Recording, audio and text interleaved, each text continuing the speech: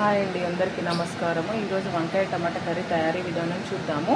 దీనికి నేను ఆల్రెడీ టమాటాలు కట్ చేసుకొని పెట్టుకున్నాను, ఆయిల్ పోసుకున్నానండి. ఇందులో మనము ఆవాలు, జీలకర్ర, ఉల్లాకులు, ఉల్లిగడ్డ వేసుకున్నాను. ఇప్పుడు ఇందులో మెంతి వేసుకుంటున్నాను.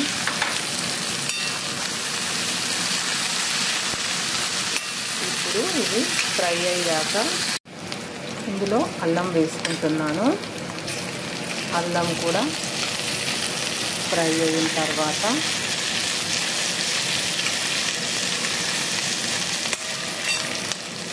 ఇందులో పసుపు వేసుకుంటున్నాను.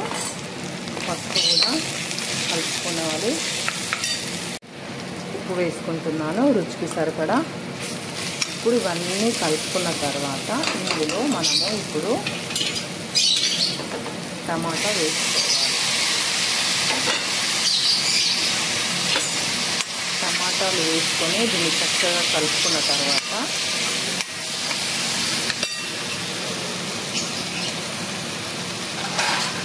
దీనిపైన మనము ఒక మూత పెట్టి ఒక 5 నిమిషాలు దీన్ని ఉడకనిద్దాం. చూడండి, నేను వంకాయలు కడుక్కొని పెట్టుకున్నాను.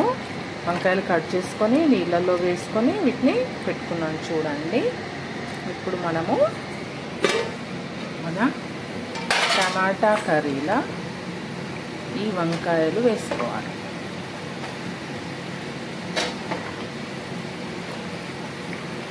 వంకాయలన్నీ వేసుకున్నానండి. చూడండి, ఫస్ట్ ఎప్పుడైనా మనము వంకాయ టమాటా కర్రీ చేసేటప్పుడు వంకాయలు ఫస్ట్ వేసుకోకూడదు. ఫస్ట్ మనము టమాటా వేసుకోవాలి. టమాటా ఉడికిన తర్వాత, అంటే టమాటా ఒక 50% ఉడికిన తర్వాత అప్పుడు మనం వంకాయలు వేసుకోవాలి. దాంతోపాటు ఎందుకంటే వంకాయ తొందరగా ఉడుకుతుంది కాబట్టి ఫస్ట్ వంకాయలు వేసుకోవద్దు. ఫస్ట్ టమాటాలు వేసుకున్న తర్వాత అవి 50% ఉడికిన తర్వాత అప్పుడు మనం వంకాయలు వేసుకోవాలండి. ఇప్పుడు మనము కారం వేసుకుందాం. ఇందులో చూడండి, మేము కారం ఎక్కువే వేసుకుంటున్నాను. ఒక 3 స్పూన్స్ వేసుకుంటున్నాను దీంతోనే. ఇప్పుడు కారం వేసుకున్న తర్వాత మళ్ళీ ఒకసారి చక్కగా కలుపుకొని దీనిపైన మళ్ళీ మనము మూత పెట్టుకున్నామండి. మూత పెట్టుకొని ఒక 5 మినిట్స్ ఉడకనిద్దాం. చూడండి, చూద్దాం, కర్రీ ఉడికింది. ఇప్పుడు మనము ఇందులో కొంచెము ధనియాల పొడి వేసుకుంటున్నాము. వేసుకున్న తర్వాత మనం ఇందులో కర్రీలో కొత్తిమీర వేసుకుంటున్నాము. చూడండి, వంకాయ కర్రీ రెడీ అయిపోయింది. ఆయిల్ పైకి తేలింది కాబట్టి వంకాయ కూడా ఉడికింది.